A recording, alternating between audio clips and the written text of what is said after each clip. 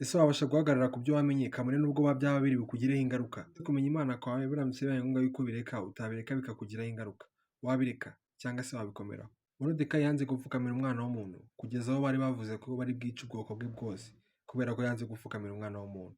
Ariko Imana ibonye ubutwari yari afite, nta muntu n'umwe mu bwoko bwe bigeze bica, ndetse nawe ntacyo bigeze bamutwara, ahubwo uwashakaga kumwica niwe Imana yagizeho ikibazo. Muri make niyo byagarutse, bivuze ngo dukwiriye kuba abakristo bahagarara ku byo twizeye, kabone n'ubwo bitaduhira koko nyine tukabizira. Reka tubizire kuko uwo twizeye nawe wibuke yuko nawe yigeze kutuzira, kandi akatuzira we nta n'icyaha afite.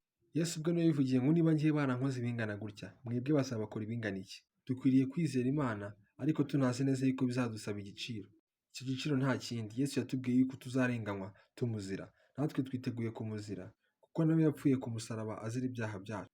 Ese biteguye kuzira umwami wagupfiriye? Cyangwa se biteguye guhagarara ku byo wamenye kabone n'ubwo byakuzanira ingaruka?